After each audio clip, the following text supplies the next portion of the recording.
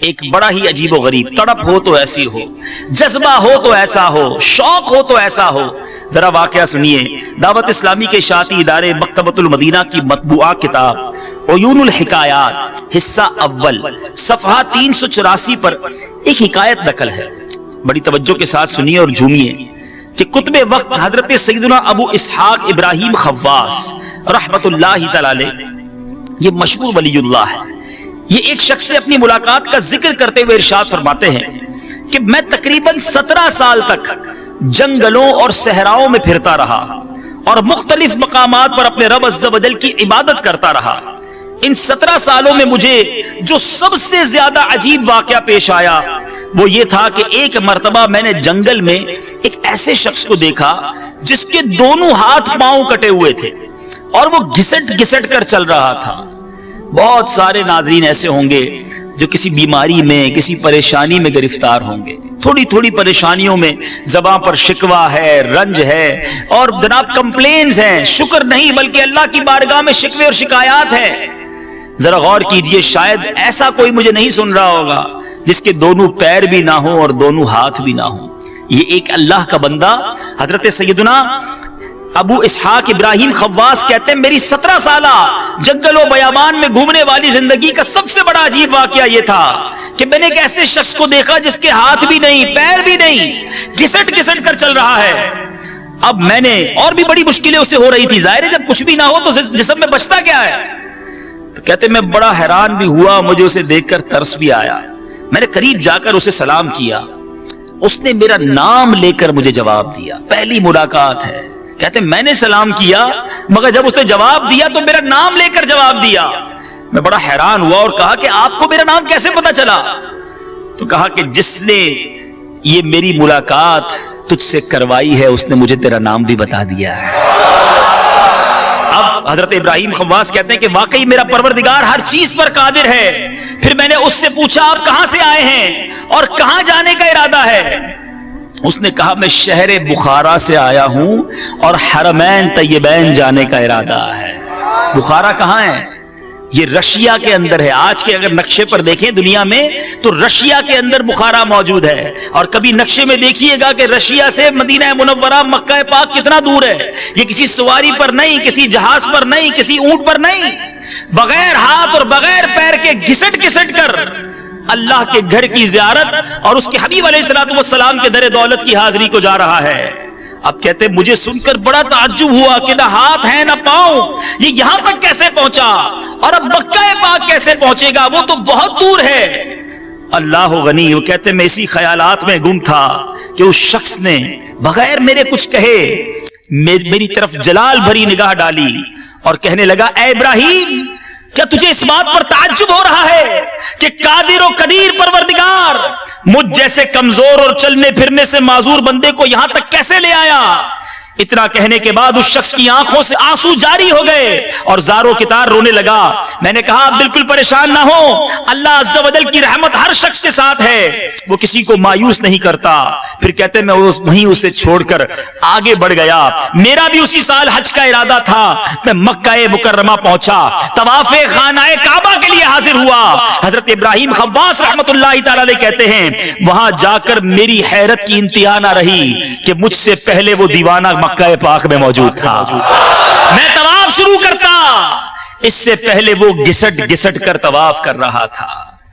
یہ ہے میرے میٹھے اسلامی بھائیوں حرمین کی حاضری کا شوق، یہ ہے تڑپ کہ چاہے اسباب نہیں، ارے جسمانی کیفیت بھی ایسی نہ تھی مگر اللہ کے گھر کی زیارت کرنی ہے تو گھسٹ گھسٹ کر روانہ ہو رہا ہے۔ اور حضرت ابراہیم خواص کہتے ہیں میری حیرت کی انتہا نہیں رہی، اس کی رفتار کیسی تھی، یہ پہنچا کیسے؟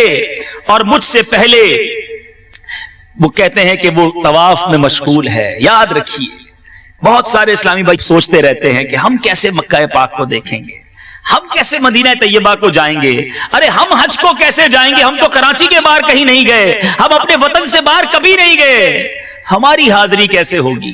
یہ سوچنا چھوڑ دیجئے، یہ سوچنا میرا اور آپ کا کام نہیں۔ اصل بات بلاوے کی ہے، اصل بات شوق کی ہے۔ اپنی دعاؤں میں، اپنی التجاؤں میں حرمین طیبین کی حاضری کا شوق رکھیے، اللہ رب العالمین کی بارگاہ میں التجا کرتے رہیے۔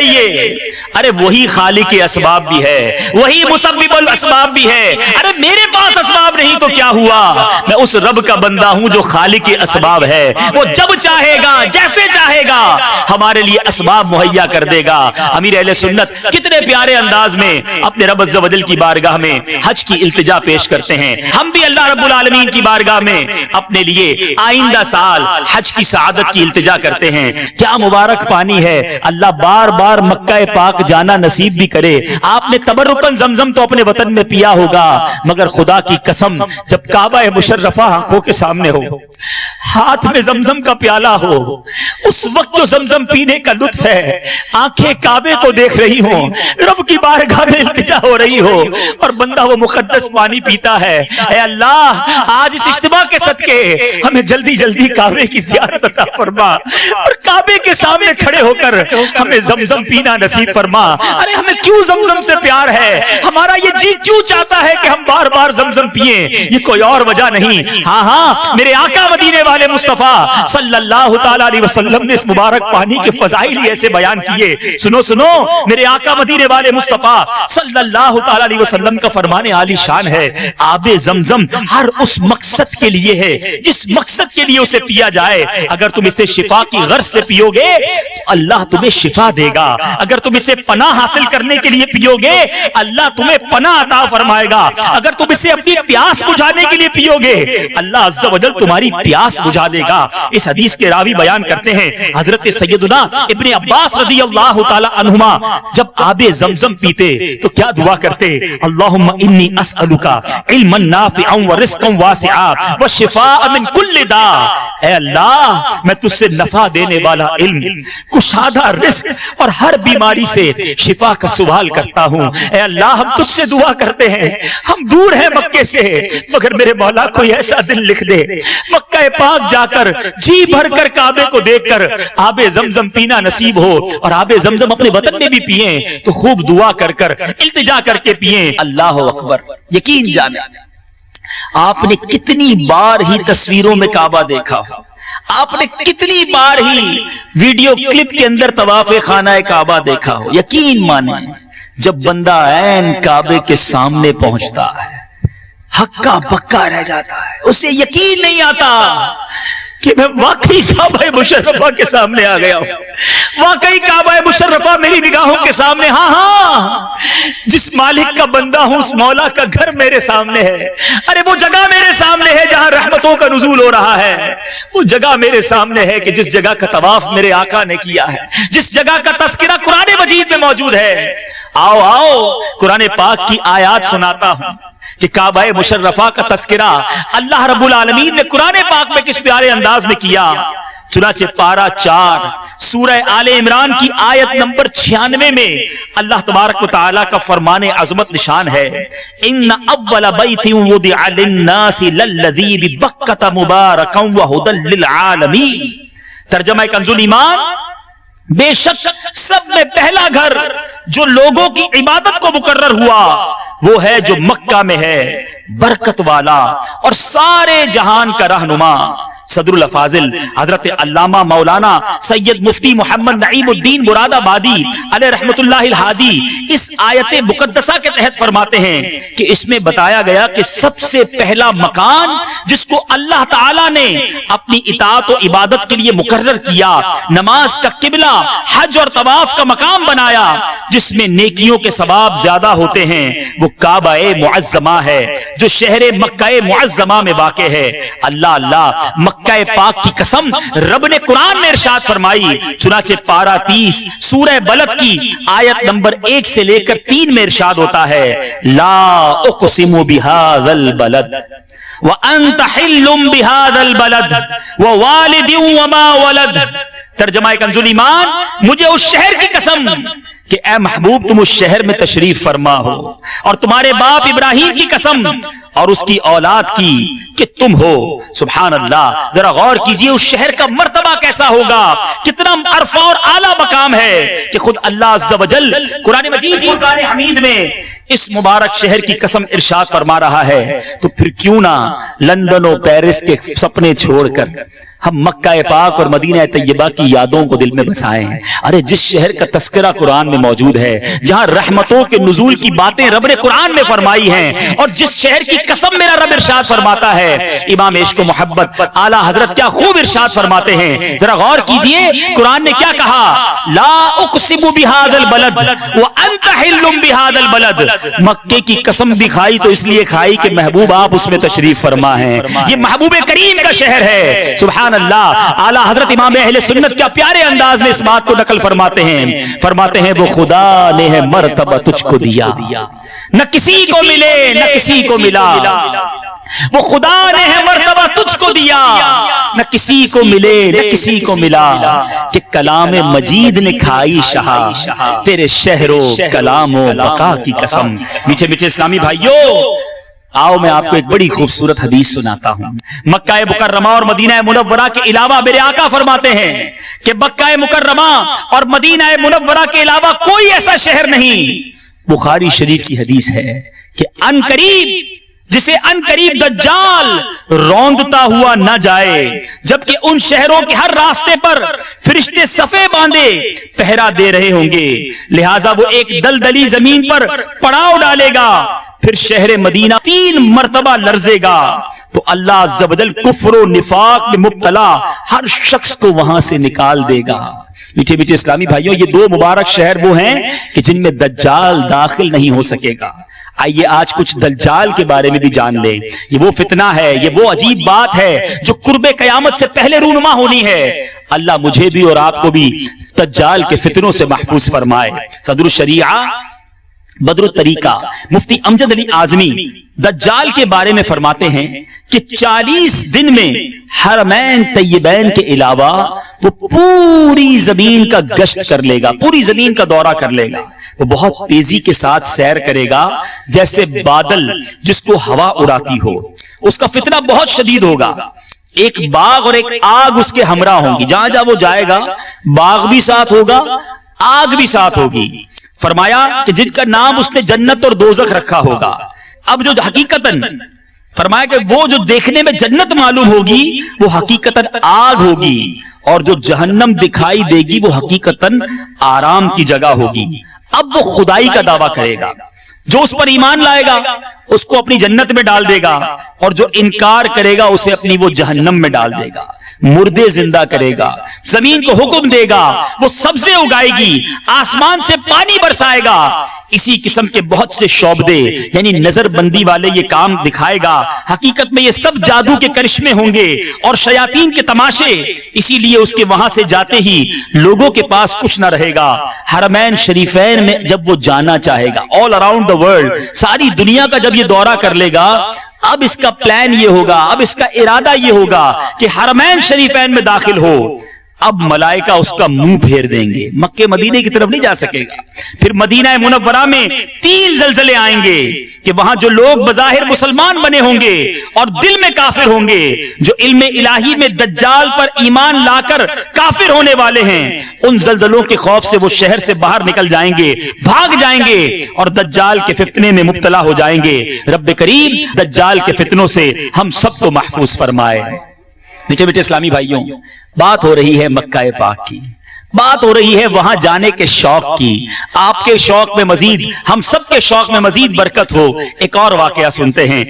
دعوت اسلامی کے شاطی ادارے مکتبۃ المدینہ کی مطبوعہ 568 صفحات پر مشتمل کتاب ملفوظات اعلیٰ حضرت کے صفحہ 198 پر ہے کہ کتب مکہ مکرمہ حضرت مولانا عبدالحق الہ آبادی علیہ رحمت اللہ الہادی ہند کے باشندے اور جلیل القدر عالم دین تھے. 40 سال سے زائد مکہ شریف میں رہائش اختیار کیے رہے. ہر سال ضرور حج کرتے. ایک سال زمانہ حج میں آپ بہت بیمار ہو گئے. اب ذوالحجہ کی 9 تاریخ آ گئی, حج کا دن آ گیا. اپنے شاگردوں سے کہا مجھے حرم شریف میں لے چلو, اٹھا کر لے چلو. طبیعت خراب ہے, آپ کو آ کے آپ کے شاگرد اٹھا کر حرم پاک لے گئے اور کعبہ شریف کے سامنے بٹھا دیا. آپ ذرا غور کریں, طبیعت ساتھ نہیں دے رہی, کھڑے نہیں ہوا جا رہا, اٹھا کر کعبے کے سامنے بٹھا دیا. آپ نے زمزم شریف منگوایا اور پیا اور اللہ سے دعا کی, یا اللہ مجھے حج سے محروم نہ رکھنا. उसी वक्त मौला तबारक व तआला ने ऐसी कुव्वत अता फरमाई कि उठकर अपने पांव से अरफात शरीफ चले गए और हज भी अदा कर लिया। मीठे मीठे इस्लामी भाइयों, अमीर अहले सुन्नत ने अपनी किताब आशिकाने रसूल की 130 हिकायात में मक्का पाक की जो खुसूसियात बयान की हैं, सुभान अल्लाह, सुनते जाइए, झूमते जाइए और काबे के दीदार की तड़प को बढ़ाते जाइए। मक्के को वो शरफ हासिल हुआ है कि सब रसूलों का अफसर, रब के महबूब रहमतुल लिल आलमीन सल्लल्लाहु अलैहि वसल्लम जिस शहर में पैदा हुए वो मक्का मुकर्रमा ही है। मेरे आका की विलादत गाह मक्का पाक में है। प्यारे आका ने दीन इस्लाम की तबलीग का आगाज यहीं से फरमाया। हाँ हाँ, यही काबा मुशर्रफा है, यही उसका तवाफ किया जाता है। सारी दुनिया में कहीं भी नमाज पढ़ लें, नमाज पढ़ने वाले का रुख काबे की तरफ होता है। गोया मक्के की तरफ हम रुख करके नमाज पढ़ते हैं। मस्जिदुल हराम यही है जिसमें एक नमाज का सवाब 1 लाख नमाज के बराबर है। आबे जमजम का कुआं, हजरे अस्वद, मकाम इब्राहिम, सफा मरवा वहीं तो मौजूद हैं। मीकात के बाहर से आने वाले बगैर एहराम के मक्का मुकर्रमा में दाखिल नहीं हो सकते। दुनिया भर से मुसलमान हज की सआदत पाने के लिए वहीं हाजिर होते हैं। जो इस शहर मुकद्दस में दाखिल हो जाए अमन पाने वाला होगा। इसका कुछ वक्त यहाँ गर्मी पर सब्र कर लेने वाले को जहन्नम की आग से दूर कर दिया जाता है। अरे वाह, जरा सुनो तो सही, मक्का पाक में गारे हिरा है जहां मेरे आका पर पहली वही नाजिल हुई। वहां हर मौसम के फल मिलते हैं। मेराज और चांद के 2 टुकड़े करने वाले अजीम मौजज़ात ये दोनों मक्का मुकर्रमा में हुए। दुनिया का सबसे पहला पहाड़ वहीं वाक़े है। प्यारे आका अलैहिस्सलातु वस्सलाम ने, याद रखे मदनी चैनल के नाज़रीन, नबी पाक की उम्र मुबारक ज़ाहिरी हयात तैयबा 63 साल है और उन 63 सालों में से 53 साल 53 इयर्स नबी पाक अलैहिस्सलातु वस्सलाम ने मक्का पाक में गुजारे हैं। गोया कदम कदम पर नबी पाक की यादें हैं। मेरे आका की विलादत वही हुई, नबी पाक का बचपन वहीं गुजरा, मेरे आका की मुबारक जवानी के लम्हात वहीं गुजरे। मक्का पाक की गलियों में मेरे आका की यादें हैं। अरे क्यों ना अल्लाह के बंदे और महबूब अलैहिस्सलातु वस्सलाम के उम्मती मक्का पाक से सच्ची मोहब्बत करें। क्यों ना काबे को देखने को आंखें तरसें। ऐसा मुकद्दस शहर है। मीठे मीठे इस्लामी भाइयों, कुछ बात हुई है मक्के की, वरना बात सच्ची ये है कि अगर सारी रात ही मक्के के फजाइल बयान किए जाएं, सारी रात ही काबे के फजाइल बयान किए जाएं, बल्कि एक रात क्या हमारी जिंदगी खत्म हो जाए, उस मुबारक शहर के फजाइल हम क्या बयान कर सकते हैं। मगर चूंकि आज एक ही बयान में 2 मुबारक शहरों का तस्करा करना है, तो अब चले बात करते हैं उस शहर की जिसके बारे में मौलाना हसन रजा खान साहब क्या खूबसूरत बात करते हैं। ए हाजियों, हज कर लिया ना, अब कहां जाना है। हसन हज कर लिया, काबे से आंखों ने जिया पाई। हसन हज कर लिया, काबे से आंखों ने जिया पाई। चलो देखें वो बस्ती जिसका रास्ता दिल के अंदर। दुनिया में कोई एक ऐसा शहर हो तो बता दीजिए जिसको देखने को करोड़ों आंखें अश्कबार हो। अरे जिसको देखने को करोड़ों दिल बेकरार हो, जिस शहर का नाम लिया जाए तो दिल मचल जाए। अरे कहीं मदीने जाने वाला कोई मुसाफिर मिल जाए तो उसको सीने में बसाने का जी चाहता है। बंदा हाथ उसके आगे जोड़ता है कि मेरे आका की बारगाह में मेरा सलाम पेश कर देना। अरे दुनिया में कोई ऐसा शहर नहीं जिसकी याद में दुनिया की हजारों जबानों में कसीदे लिखे गए हो। आज दुनिया में हम कोई एक मकाम देखें, एक बार देख लेंगे, 2 बार देख लें, 4 बार देखने के बाद हम कहते हैं जनाब अब 4 बार देख लिया, कुछ और देखते हैं। खुदा की कसम मदीना वो शहर है जिसको 1000 बार देख लें जी नहीं भरता। अरे जी भरे भी कैसे। इमाम इश्क मोहब्बत आला हजरत समझाते हैं ना, शरबते दीद ने एक आग लगाई दिल में, शरबते दीद ने एक आग लगाई दिल में, तपशे दिल को बढ़ाया है बुझाने न दिया। शरबते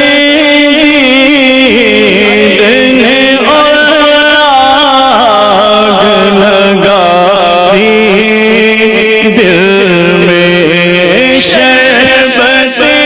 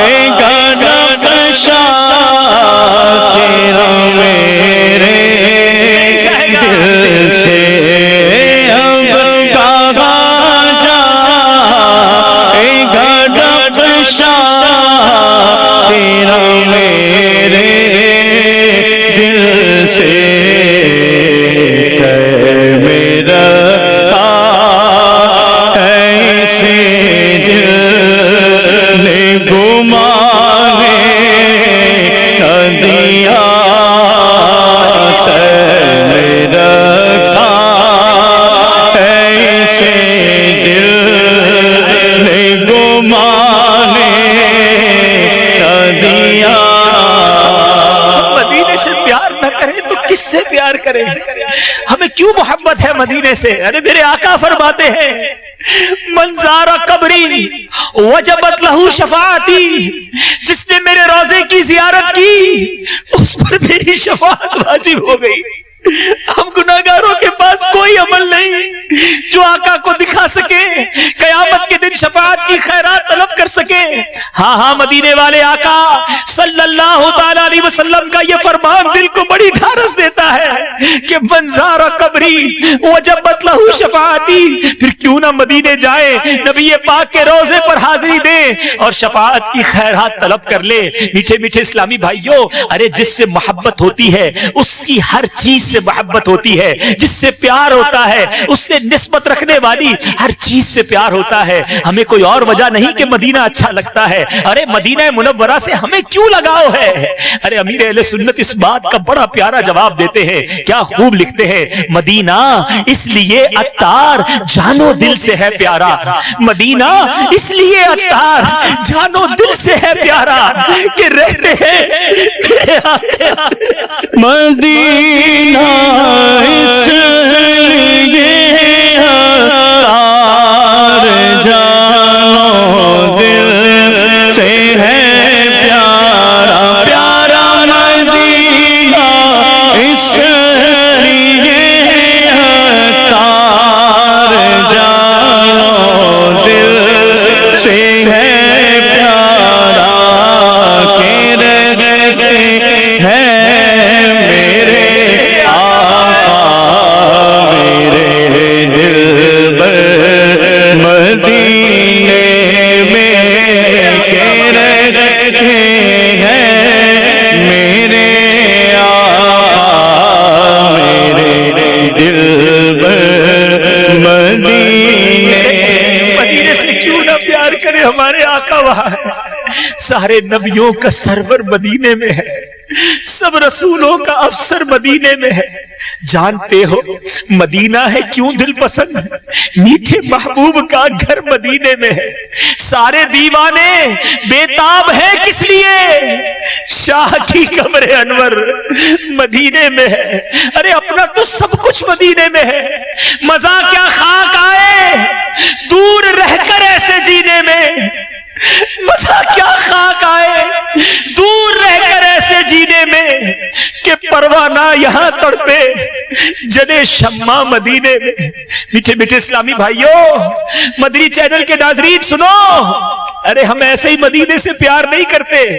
ہو سکتا ہے مدنی چینل کے ناظرین میں سے کوئی سوچ رہا ہو یہ اتنا کیوں مدینے کو تڑپتے ہیں، یہ اتنا کیوں مدینہ مدینہ کرتے ہیں، یہ اتنا کیوں مدینے سے پیار کرتے ہیں۔ ارے ہماری بات چھوڑو، جس نبی سے محبت کی ہے وہ خود مدینے سے پیار فرمایا کرتے، وہ خود مدینے سے محبت کیا کرتے۔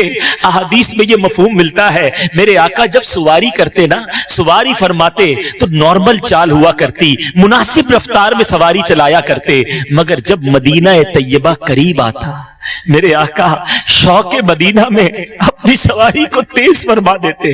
مدینے کے در و دیوار جب نظر آتے میرے آقا مدینہ منورہ کی محبت میں اپنی سواری کو تیز فرما دیا کرتے۔ ایک موقع پر ایسا بھی ہوا کہ صحابہ کرام علیہم الرضوان نے مدینہ منورہ جب قریب آنے لگا اپنے چہروں پر کپڑے ڈال لیے، غبار اڑ رہا تھا، مٹی اڑ رہی تھی۔ سنو سنو، میرے آقا مدینے سے کتنی محبت فرماتے، میرے آقا فرماتے ہیں کچھ خلاصہ حدیث یہ ہے، اپنے چہروں سے کپڑوں کو ہٹا لو کیونکہ مدینے کے غبار میں شفا ہے، مدینے کی مٹی میں شفا ہے۔ ذرا سوچو تو صحیح، ایسا شہر ہے مدینہ جس کی مٹی بھی شفا والی ہے، جس کے غبار میں بھی شفا ہے۔ ہم کیوں نہ مدینہ منورہ سے محبت کریں۔ میٹھے میٹھے اسلامی بھائیوں، نبی پاک علیہ الصلوۃ والسلام ایک اور جگہ فرماتے ہیں، میرے آقا فرماتے ہیں مجھے ایک ایسی بستی کی طرف ہجرت کا حکم ہوا جو تمام بستیوں کو کھا جائے گی، یعنی سب پر غالب آ جائے گی۔ لوگ اسے یثرب کہتے ہیں، حالانکہ وہ مدینہ ہے۔ یہ بستی لوگوں کو اس طرح پاک و صاف کرے گی جیسے بٹی لوہے کے میل کو صاف کر دیتی ہے۔ مفسر شہیر حکیم الامت حضرت مفتی احمد یار خان اس حدیث کی شرح میں فرماتے ہیں کھا جانے سے معنی یہ ہے، اس سے مراد یہ ہے کہ یہاں کے لوگ تمام मुल्कों को फतह करेंगे। और आगे फरमाया, इमाम बुखारी फरमाते हैं जो एक बार इसे यसरब कहे उसे बतौर कफारा 10 बार मदीना कहना होगा। मदीना मुनव्वरा को अब यसरब नहीं कह सकते, मदीना ही कहना है। मदीने से मोहब्बत करने वालों झूम जाओ, मदीने से सच्चा प्यार करने वालों झूम जाओ। सूफिया किराम कहते हैं अगर कोई ऐसा शख्स वहां दफन हो जाए, मदीने में दफन हो जाए, जो ईमान वाला नहीं, जिसके दिल में नबी पाक का इश्क नहीं, तो फरिश्ते उसकी लाश को वहां से निकालकर दूसरी जगह मुंतकिल कर देते हैं।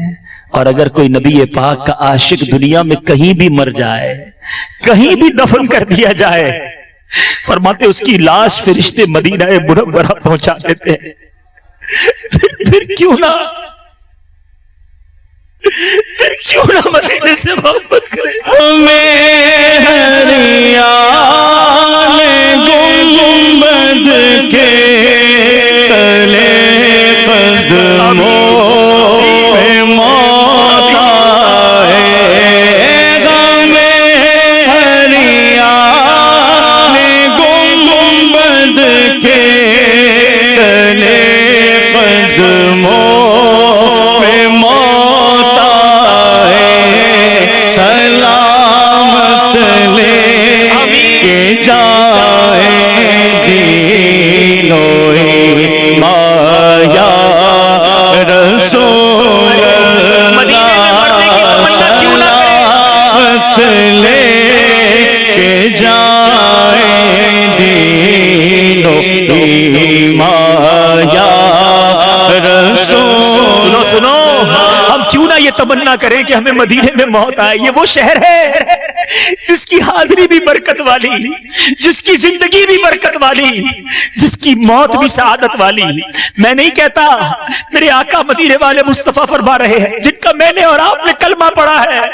मेरे आका फरमाते हैं मन इस्तता अन यमूत बिल मदीना फलयमुत बिहा। मेरे आका फरमाते तुम में से जिससे हो सके वो मदीने में मरे, तो जो मदीने में मरे फइन्नी अशफउ लिमन। मेरे आका फरमाते हैं कि कयामत में जब सबको कब्रों से उठाया जाएगा, जन्नतुल बकी वालों की किस्मतों पर हमारी जाने कुर्बान।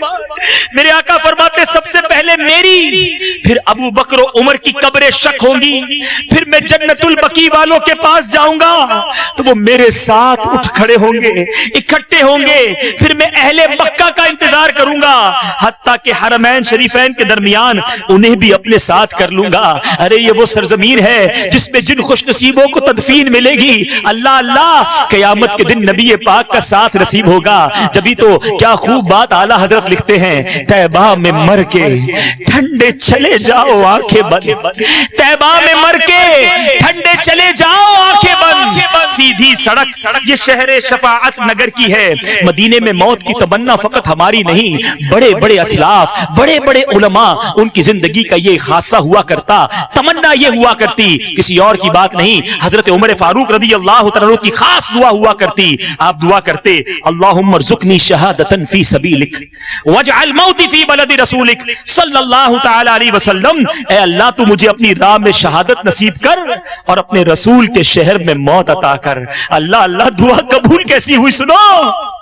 हजरत फारूक आज़म की ये दुआ मुफ्ती अहमद यार खान नईमी फरमाते हैं, सुबहान अल्लाह, फजर की नमाज, मस्जिद नबवी, मेहराब नबी और प्यारे आका के मुसल्ले पर शहादत नसीब हुई और नबी पाक के साथ रोजे में तदफीन नसीब हुई।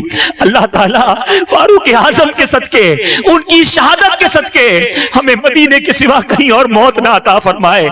जन्नतुल बकी हम सबका मुकद्दर बन जाए। बस ये अपनी दुआओं में हिस्सा मांगा करो। मीठे इस्लामी भाइयों, आइए बयान के आखिर में कुछ अल्लाह वालों की बात करते हैं। मैं और आप भी मदीने जाने की तमन्ना रखते हैं। हम में से कई ऐसे होंगे जो मदीना देखा है। अरे हम गए तो क्या गए, देखो अल्लाह वाले कैसे जाते हैं, जाते हैं तो किस अंदाज से जाते हैं। इमाम मालिक रज़ी अल्लाह तआला अन्हु करोड़ों मालिकियों के पेशवा हैं। आपने जिंदगी मदीने में गुजारी, मगर जितना अरसा मदीने में रहे सारी जिंदगी चप्पल न पहने, رفع حاجت کے لیے مدینہ منورہ سے باہر تشریف لے جاتے. ایک بار آپ کو تحفے میں گھوڑے پیش کیے گئے, آپ نے وہ گھوڑے واپس کر دیے, اپنے رفقا کو دے دیے, کہا کہ میرا جی نہیں چاہتا کہ اس زمین پر سواری کر کے اپنے گھوڑے کے ٹاپوں سے اس زمین کو روندوں جہاں میرے آقا مدینے والے مصطفیٰ جلوہ فرما ہے. ارے وہ کیا انداز تھا, کیا طریقہ تھا. میٹھے میٹھے اسلامی بھائیوں, ہم سب کے امام, عاشقوں کے امام اعلیٰ حضرت امام احمد رضا خان علیہ رحمت الرحمان جب مدینہ منورہ گئے, سنو دوسرا سفر تھا, ارکان حج ادا کرنے کے بعد بیمار ہو گئے. مگر آپ فرماتے ہیں بیماری کے لمبا ہو جانے سے زیادہ مجھے نبی پاک کے دربار میں حاضری کی فکر تھی. بخار نے شدت اختیار کی, لیکن میں نے اسی حالت ہی میں مدینہ منورہ کا حاضری کا ارادہ کر لیا. مکہ شریف کے علماء کہنے لگے آپ شدید بیمار ہیں اور سفر بھی کافی لمبا ہے, اپنا ارادہ بدل دیجئے, اب مدینہ طیبہ نہ جائیے. عاشقوں کے امام نے تڑپ کر کیا جواب دیا, کہتے ہیں اگر سچ پوچھئے تو در حقیقت میرے یہاں آنے کا اصل مقصد یہی ہے, مدینہ منورہ کی زیارت ہے. دونوں بار اسی نیت سے گھر سے چلا تھا. معاذ اللہ اگر زیارت مدینہ نہ ہو تو حج کا کچھ مزہ نہیں آتا. انہوں نے پھر روکا, میری حالت یاد دلائی, میں نے ان کے سامنے یہ حدیث پاک پڑھی, من حج فلم یزرنی فقط جفانی, کہ جس نے حج کیا میری قبر کی زیارت نہ کی اس نے مجھ پر ظلم کیا. علماء کرام نے فرمایا آپ تو پہلے بھی زیارت کر چکے ہیں. اعلیٰ حضرت فرماتے میرے نزدیک حدیث کا یہ مطلب نہیں کہ جتنے حج کرنے ہیں کرو اور زندگی میں ایک بار حاضری دے دو. حج کے ساتھ مدینے کی حاضری لازمی ہے, سرکار کے قدموں کی حاضری لازمی ہے. آپ دعا فرمائیں میں سرکار کے قدموں تک پہنچ جاؤں, بس پہنچ جاؤں, ایک بار حاضری ہو جائے پھر میرا دم نکل جائے, مجھے اس کی کوئی تمنا نہیں. اعلیٰ حضرت کا عشق کیسا تھا, کیا خوب انداز میں سمجھاتے ہیں.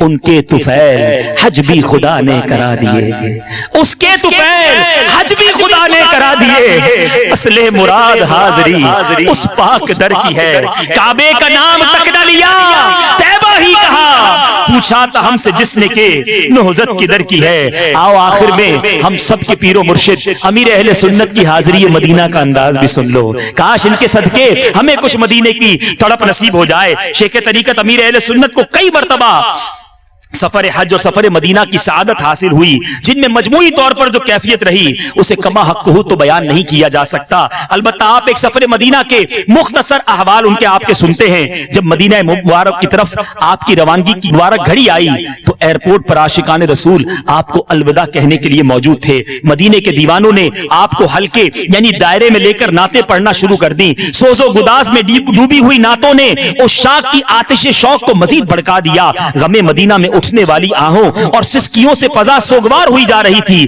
اور خود عاشق مدینہ امیر اہل سنت کی کیفیت بھی بڑی عجیب تھی. آپ کی آنکھوں سے آنسوؤں کی جھڑی لگی ہوئی تھی اور آپ اپنے ان اشعار کے مصداق نظر آ رہے تھے. آنسوؤں کی لڑی بن رہی ہو اور آہوں سے پھٹتا ہو سینہ, ورد لب ہو مدینہ مدینہ, جب چلے سوئے طیبہ سفینہ. عشق و الفت کا یہ نرالا انداز ہر ایک کی سمجھ میں تو نہیں آ سکتا, کیونکہ حاضری مدینہ کے لیے جانے والے تو عموماً خوش ہوتے ہیں, مبارکبادیاں وصول کرتے ہوئے جاتے ہیں, اور یہ کوئی ناجائز بھی نہیں. البتہ امیر اہل سنت اپنے کلام میں ایسے زائرین کا مدنی ذہن بناتے ہوئے فرماتے ہیں اے زائر مدینہ تو خوشی سے ہنس رہا ہے, اے زائر مدینہ تو خوشی سے ہنس رہا ہے, دل غم زدہ دلاتا تو کچھ اور بات ہوتی. بالآخر اسی مدینے کے خیال میں گم ہو جانے کے عالم میں سفر مدینہ کا آغاز ہوا. جوں منزل قریب آتی رہی آپ کے عشق کی شدت بھی بڑھتی رہی. اس پاک سرزمین پر پہنچتے ہی آپ نے جوتے اتار لیے. اللہ اللہ, مزاج عشق رسول سے اس قدر جان پہچان رکھنے والے کو خود ہی اپنے کلام میں کیا خوب ہمیں سمجھا رہے ہیں. پاؤں میں جوتا ارے محبوب کا کوچا ہے یہ, پاؤں میں جوتا ارے محبوب کا کوچا ہے یہ, ہوش کر تو ہوش کر غافل مدینہ آ گیا. امیر اہل سنت دامت برکاتہم العالیہ اس پاک سرزمین کے آداب کا اس قدر خیال رکھتے کہ 1406 سنہ ہجری کے سفر حج میں آپ کی طبیعت ناساز تھی, سخت نزلہ ہو گیا, ناک سے شدت کے ساتھ پانی بہ رہا تھا. اس کے باوجود آپ نے کبھی بھی مدینہ پاک کی سرزمین پر ناک نہیں سنکی، بلکہ آپ کی ہر ادا سے ادب کا ظہور ہوتا۔ جب تک مدینہ منورہ میں رہے حتی الامکان گنبد خضرا کو پیٹ نہ ہونے دی۔ میٹھے میٹھے اسلامی بھائیوں، امیر اہل سنت گویا ان اشعار کی تصویر بنے سفر کیا کرتے۔